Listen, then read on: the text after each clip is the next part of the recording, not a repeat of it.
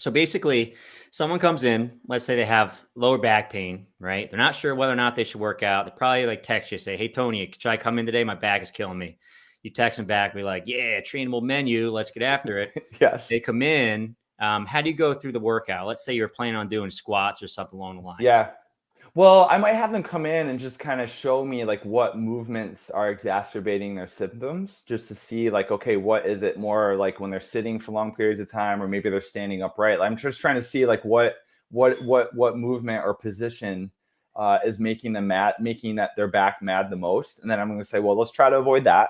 And then if they are supposed to squat that day, I think, again, stealing a message from you is like, I want to get as close to that movement as possible that doesn't piss off their back.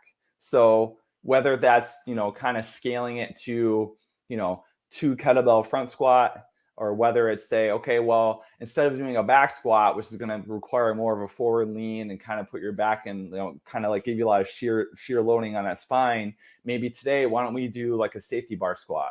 Where the barbell's a little bit higher on your back, you can have a more upright torso, and let's see how you handle that. And so long as they never get above that certain threshold, that magic number of 3 on a 1 to 10, I think that's the number that you convey quite a bit too, is like 10 being the worst pain possible, 1 being like, I can do this. As long as they don't get above that 3 during their session, I'm fine with that.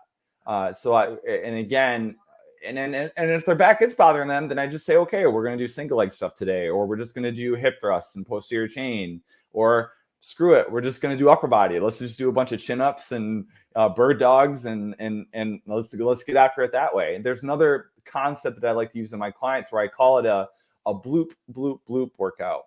So what I mean by that is any old school, like guys and girls our age who played old school Nintendo back in the day, whenever little Mario ate a mushroom and turned into big Mario, there was like this sound that the game made. It was called doo doo doo doo. It was called bloop bloop bloop.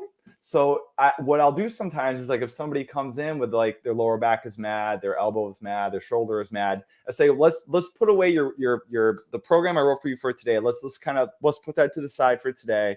I'm going to whiteboard you today, and I'm going to give you a circuit of 8 to 10 exercises that are going to be pretty friendly for you to do. And the idea here is, let's just get your heart rate up. Let's get your blood flow going. Let's challenge you. Yes. And let's just do these exercises. And it's a litany of bird dog variations, dead bug variations, carries, maybe some TRX rows, goblet squats. I mean, they're still getting some good training in. And the idea is like, let's help you feel better. Let's help you feel like you leave the session feeling better than you came in. That's a win. And I think from a mentality standpoint, that's a very powerful thing to consider, because then again, it isn't so much the session has to like kill them, but you're still, again, we're just looking for that training effect.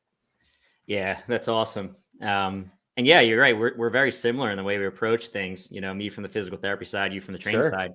But what I always say is powerful about this is that, yeah, you're working towards their training goals still as best you can, right? Maybe you can't heavy deadlift, but maybe you're doing hip thrusts.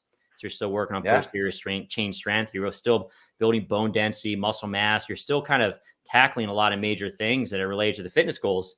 But the other piece that's happening that I'm sure you're inadvertently doing, because you're not like overtly trying to do this, is that you're actually kind of treating someone. You're making them better, because the stress of that training is going to get their back better over the course of time.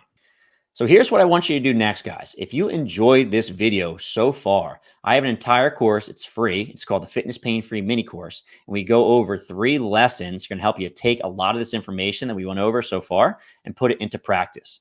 The first lecture is called Why We Need a Better System.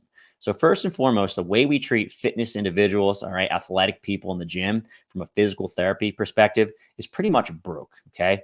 So we need a better system to serve the folks that are in the gym, that get hurt, they want to get back to training, all right? Lecture number 2 is called 7 Reasons Why People Get Hurt in the Gym. And essentially, we have to know the reasons why people get hurt in the gym so we can keep them safe in the future, right? And when they get hurt, we have to know why and how to get them back to training in the gym. Okay, so a thorough understanding of this is very, very important. I actually have a really cool infographic that goes along with this lecture that you get for free as well. And lastly, we go over a case study of how to get someone out of pain and back to training.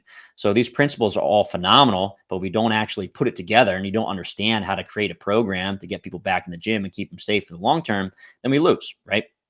So I'll put a link in the show notes for this. It's a fitness pain-free mini course. Definitely check this out.